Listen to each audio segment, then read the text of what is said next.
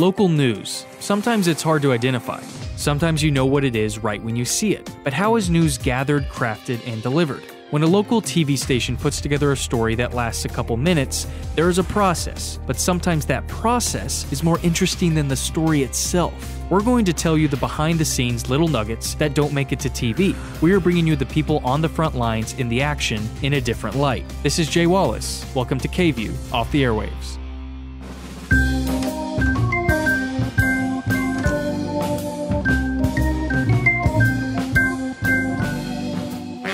A news story doesn't just happen on its own. It requires a clear purpose, research, dedication, and some reputable sources. Now that last piece, that's not just something that's handed out when you walk into a newsroom and get an assignment. Getting a good source requires reputability on our end as reporters. It requires trust. Sources not only need to know who you are and how you handle sensitive information, but also your integrity as a journalist. Today I talk with veteran KVUE and Austin American-Statesman reporter Tony Plohetski to break down how he establishes great sources and why they are a key part to his stories.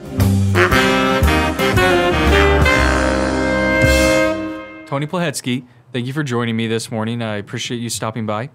Before we talk about what you do here at KVUE, I want to know what got you into journalism in the first place. Why did you even decide to make this your career? You know, I tell people sometimes that I believe I came out of the womb reporting the news. Right. And early on, unfortunately for my older sister, she was often the topic of some of my reporting, which flowed directly to my parents. I'm assuming she wasn't a fan of that. She was not a fan of that. I think they call those tattletales. I was doing that very early in life. But really, by the time I was 13 years old, I had developed a real interest in the media, both newspapers, television, and radio. Right. And I went to my hometown local newspaper in Tylertown, Mississippi, a little small town, population 1,900. And I actually started working for the newspaper when I was 13 years old. And I did a number of things. I had my own column, and I would write about teen activities in the community, but I also did hard news. I covered, the city council, the county board of supervisors. I did a number of things, but coincidentally, in addition to that, the newspaper and the radio station were co-owned and co-managed. So along with my newspaper duties, I also had a shift at the radio station too, where we would play country music. We also had, this was long before the days of Craigslist, but we had a live show on the air called The Trading Post, where people could call in and say, they had whatever for sale, be it, and I'm not kidding, a farm animal or a household appliance. Good old Mississippi. A good old Mississippi. And so people would buy, sell, trade, or give away live on the air. So I had a dual role that I really kept all through high school. Then I went to college and studied journalism at Ole Miss, and then moved to Texas when I was barely 22 years old in the year 2000. You mentioned doing the dual role with the newspaper and the radio. That's right. Yeah, so my career has come full circle I was now. about to say, and now you're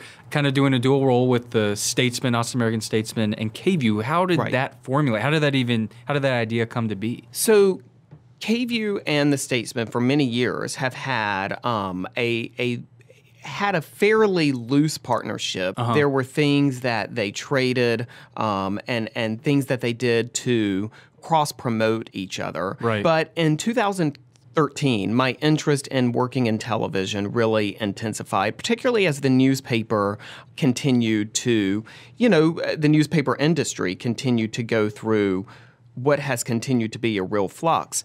And so I thought, I would like to expand what I do and how I do it. At that point, I had also made a pretty clear decision that I wanted to make Austin my home and not go to New York or Los Angeles, Chicago, D.C. Sure. And so I was looking for ways that I could really expand and continue to grow my career.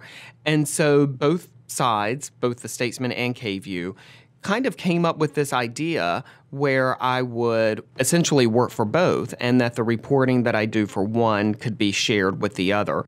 Tony, you have to be honest with me.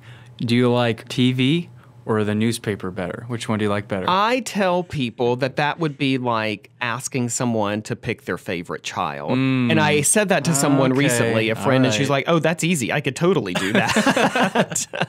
Yeah. You know, I like both. Certainly, I think the newspaper revolution and the push to digital, which television is doing that too, has been very, very interesting. You know, there are aspects of the newspaper that I love, and I appreciate that kind of storytelling. But I also love television too, and particularly, and we saw this with the bombing coverage back in March. Right. And that is, I still think when there is huge news breaking, people still turn to television. And so there is a certain reach that I think television can have that maybe newspaper digitally doesn't have. Sure. But I love both.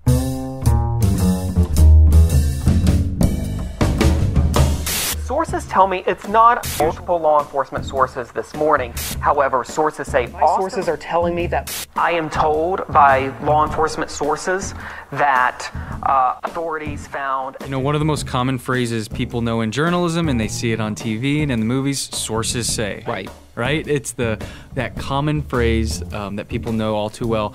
How would you describe, if you had to just give a quick description of how sourcing works just in general, what would you tell people? So sources, as I define them, are people who are truly in the know, who are trustworthy, and perhaps most importantly, have access to information, firsthand access, people who don't hear it in the hallway at work, but who instead are actually sitting in the room when the decision is getting made, or people who have firsthand knowledge, who are not just basing it on rumors.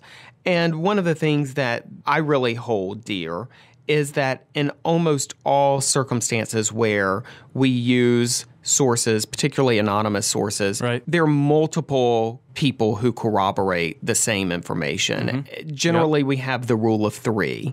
And so you want people who have independent knowledge of something, who are able to confirm that with each other. And I feel like that is something that is really useful. But a lot of people say, well, how can you be an aggressive reporter at times and worry about alienating sources? And I do think that that is something that does get considered along the way. And one of the things that I always just try to do with people I cover is to be very fair and very upfront with them. And if there's a story that they may not like, I try to convey that to them, that this is not going to be the most fun thing you'll ever read or see. I try to be really transparent about what ground I'm going to be covering in the story so that the person is not caught off guard.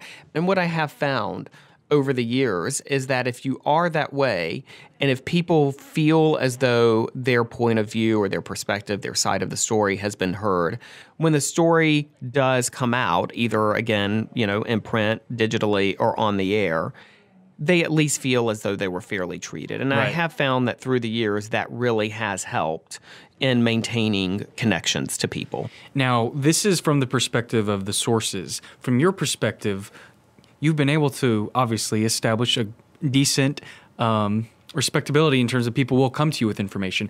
How do you actually build up that dependability and that trustworthiness to where people are willing to come to you? How do you even start doing that? When you came here at 22, you didn't live here all your life. And how do you even start that? So I started as a baby reporter covering Williamson County in 2000. Round Rock was a little small town. And one of the things that I just tried to do was get out in the community. I think it's important for sources to see you when you're not necessarily walking up to them with your hand out. That you're not just coming to them when you want something or need just something. As a person. But that it really is about a relationship, a connection, and trust. I mean, that's the key, really, is trust. Can they tell you something? Will you treat the information with the sensitivity that it deserves?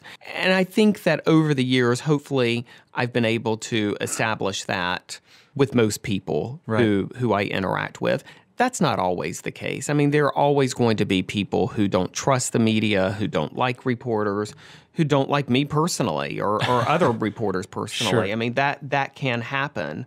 But again, I do find that if you are being upfront and transparent and fair and clear and accurate over the years, and I do want to point out that is one thing that I have in my favor. I've been a reporter here for 18 years. Sure. And so there is a certain longevity that goes along and comes into play. It's in a business. It's constantly changed. There's constant change, There's right? a constant change. And I also think that there can be churn among reporters too. And people are, often kind of wanting to move on to the next place, and that Austin has been sort of a training ground or stepping stone, a stepping like stone, that. Exactly. Yeah. And I find that people want to engage with someone who has a certain knowledge of the city, right? A historical perspective, and I think that has worked to my benefit. You mentioned what sources are. How do you decide someone comes to you for the first time? They haven't been a source before. What goes through your mind? What is your decision process like in deciding if they are a credible source? If you can trust that they don't have an underlying motive, that they're not trying to shape something for you, and they're giving you good information. Let's talk about that. Okay. People all the time will say, well, they're just coming to you because they have a personal agenda or a personal motive. Here's the deal. I'm just going to say this. Yeah. Every source has a motive. And I feel like as reporters, while it's interesting to understand what their motive may be, our job is to suss out whether or not this is actual news. That's on your end. That's on our end. And I don't get caught up in people's agendas, people's motives. My job is to determine whether or not this is a news story, an investigative story. And yes, everyone has an agenda, but we can't really get sucked into that. We just have to suss out whether or not what they're telling us is accurate and factual. And of course, verify what they are telling us, not with one, three, but like with multiple. Saying. Exactly, but right. With multiple people. Have you ever been given wrong information from a source? Sure, that can happen, but that's part of the process. And that's why you do that. One of the things that has happened before that I have found interesting is that people will try to discredit the information even though it's accurate. I actually got some documents one time that someone tried to convince me were fake documents. And Really? They were not fake documents, but it was all a to try to get me to not report the story. There's an agenda for you there. And guess what? We reported the story. And you reported it. Yeah, exactly. And guess what? The documents were factual.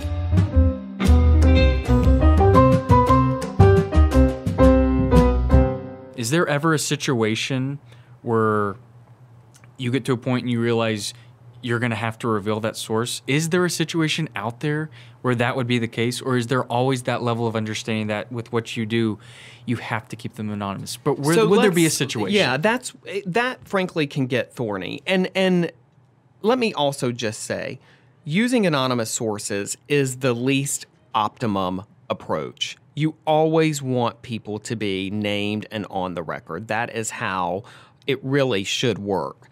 Having said that, there are exceptions to that rule. When someone has information and the public right to know or the public's need to know can supersede them being on the record. And that is when we start looking to use anonymous sources. Right. But that is not the starting place. Right. That is not where we begin. And the truth is, I try to rarely use anonymous sources. I think that the public is more inclined to believe what they are seeing or hearing or reading. Especially in today's climate, Especially in today's climate, if the person is named. So that's not really a starting point. Having said that, there have been times in my career when we have absolutely used anonymous sources, and I have done it at times when the information was particularly inflammatory. But at the same time, again, those are situations where the public, I believe, really had the need to know and often the right to know. Then once that happens, Yes, there have been times when I've had to have really clear and honest conversations with people who frankly may be giving me something that could put their job at risk, or even a couple of times in my career where it was a crime. They were doing something that was a crime. And then we have to have the question about, well, if I am ever ordered by a judge, what is your expectation? Could I reveal your identity at that point? Or is your expectation that I will go to my grave never telling where I got this information? Right. And I've had to make some personal decisions and really calculate the risk. Over the years, I cannot think of a time where I did not report the information because of the possibility of being commanded by a judge, ordered by a judge to give up that information. Does any specific situation or story come to mind? One was, this is back maybe 8 years ago, 9 years ago, 8 years ago. There was a controversial police shooting that had happened. Neighbors screamed and cursed at police in defense of slain teen Nathaniel Sanders. At one point, they chanted, "No justice, no peace." Police Chief Art Acevedo says the officer fired several times. He would not say how many. The shooting at the Walnut Creek Apartments prompted anger from hundreds who gathered, demanding answers. And the city commissioned an outside report of the shooting. It was called the Keystone, I believe, was the name of the company that did the report. But the report, this independent report, was basically being kept in a safe. I mean, it was under a lock and key, under a federal protective order. And I was able to receive that report and able to report from that document. And there was a concern that we might be ordered to tell how we got it. That fortunately did not happen.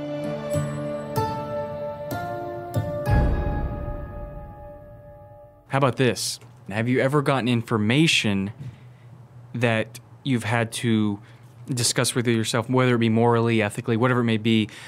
Do I even have a right, or should I report this? Or is it always like the public's right to have this information? Do you ever feel like, is this even my right to report it? How about that? Oh, absolutely. That happens, frankly, on a semi-regular basis, you know.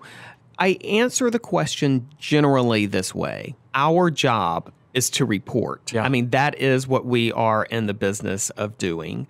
And so I think that as journalists, we should have a bias toward reporting. That does not mean that the reporting is without consequence, or that it may, frankly, not to sound too weighty here, change the trajectory of a person's life. I mean, that literally does happen. And so I think that we have to be very considerate of that and weigh that. Sometimes we hold off. That does happen. But again, I think as journalists, we have to start from a place of, we're here to report. How often do sources get upset with you? Sometimes. Yeah. Sometimes they do. You try to, again, head that off from that by being really upfront and fair and giving them anything's even released. Exactly, before the story has been released. But there are times that people simply don't understand why something is a story or why you're moving forward with that. And I never will forget, I was doing a story on an Austin City official, this was several years ago, who kept saying, I don't understand why this is a story. I don't understand why this was a story. And finally, I just said, maybe you'll understand when you read it. Yeah. The person did not understand. They still never understood. But that can happen. Why do you think people choose to be sources? That's a very good question. And I think that there can be a range. You know, some people just like to be seen as someone in the know. So they feel as though if they have access to a reporter or that they can push a story out into the public, then it's satisfying to them in some way. But there are also people who really are trying to right a wrong. They see something that is amiss in a government organization that they feel is only going to get corrected with a little light on it from the media, that can happen as well. I also think that there are some people who work in the government, government agencies, who feel as though, look, we are doing the public's work, and the public truly does have a right to know what we're up to, how we're doing our business. And so they believe in getting their message out there. What is the greatest value in your eyes in having this established, and that people know they can come to you if they have a piece of information they feel needs to get out there? Well, it is a foundation of our democracy. I mean, I think that is number one. I do believe that in order for government to perform at its best and for officials to perform at their best, they really should know and understand that there's a watchdog component that is going on in the community. There is an accountability, that there are journalists out there who maybe are holding their feet to the fire and really trying to understand what is going on and how they're doing their business. Unfortunately, while there is a lot of value in social media and people on social media generally are not doing that kind of research. They're not doing requests to try to get information that the public is entitled to under the law. They may be sharing information, which is great, but here's the reality. It's got to start somewhere. And I think that we are in an age when more than ever we need good journalists and good journalism out there. We need people who will track down the facts, verify the facts, and report the facts. It is a reality that our economic situation continues to be in flux, and maybe will be, particularly for newspapers. But at the same time, I have felt always that journalism is a noble profession, that it is a profession that really is a public service job, and that we are performing a public service. We're giving people information that they need to know about their lives. And I think that, for me personally, I can't think of anything else that's more important for me to do with my career and with my life. Well, Tony, I know it'll be sooner than later, but I'll look forward to the next story you break. Thank you. Your next big story. Thank you very much. Thank you for coming by. Absolutely.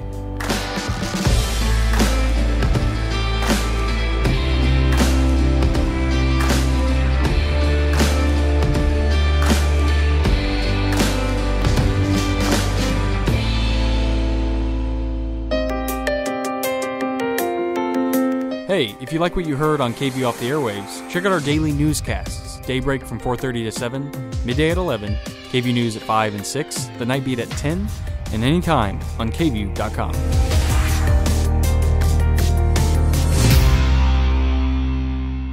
I had someone who called me from a blocked number multiple times who claimed to have information that I would be very interested in. They described what it was. I'm not going to say what it was. This has been some years ago, but still in the interest of protecting the source. Fair enough. And this person said, I would like to meet you and get you this information. And he wouldn't tell me who he was. And we agreed to meet in a public place. Okay. And this guy walked up to me. I'd never seen him before, or since for that matter. And he was wearing a backpack. Oh boy. And he said, "Are you Tony?" And I said yes. And he fishes in the backpack and he plops a file on the table at this coffee shop I was at. And he said, "I'm going to be here. You can't take this document with you, but you can read it and take notes from it for as long as you want." The file is, in fact, something that I desperately had been trying to see. It was very much a protected, classified document. And for an hour, I sat there and took notes while he stood outside and smoked, I don't know how many cigarettes. He was clearly nervous. This sounds like the synopsis for a Netflix documentary. I know. And then he came back in when I was done. I folded the file. I gave it back to him. I'm telling you, I'd never seen that man before, and I've never seen him since. I have no idea who it was, no idea how he got his hands on this information, but he did. And I was able to, in fact, verify what he had given me was authentic, or allowed me to view was, in fact, authentic. And the rest is history. So it does still happen. Yes. You know, it's not just deep throat from the Watergate exactly era. What I was thinking. It does still happen.